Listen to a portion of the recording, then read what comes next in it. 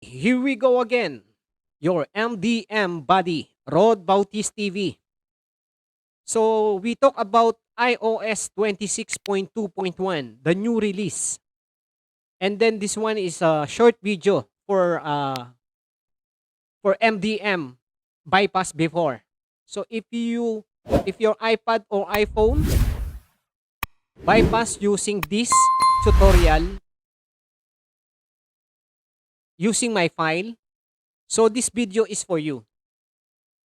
So the main topic here is if this new iOS 26.2.1 is safe to update, because we have the official 26.2 and then now Apple released 26.2.1.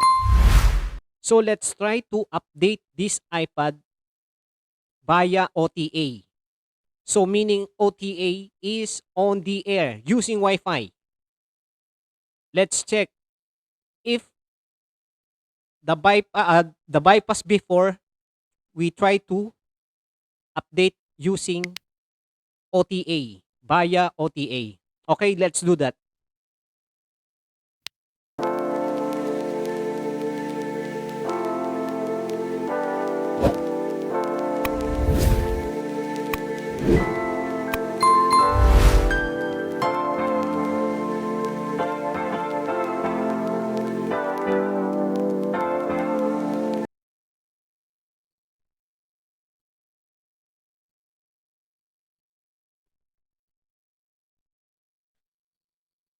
Okay, let's check. The update is done. Now, let's check if the uh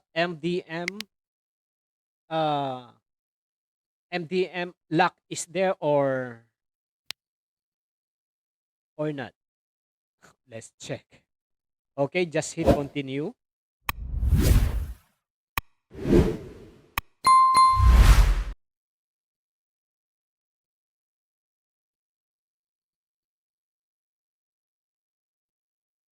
Okay, success.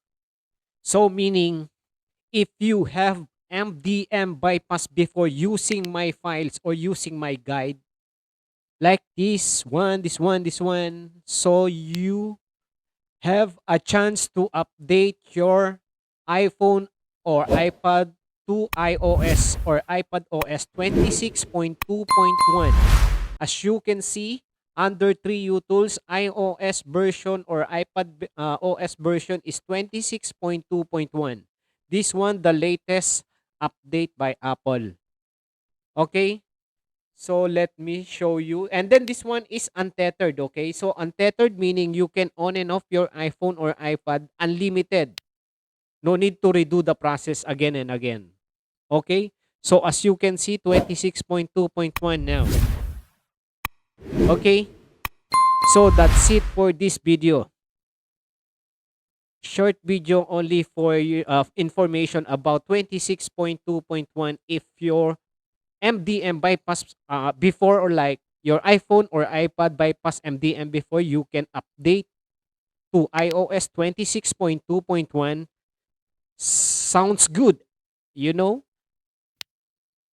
Totally 100% safe. Okay? That's it for this video. Bye. See you next one.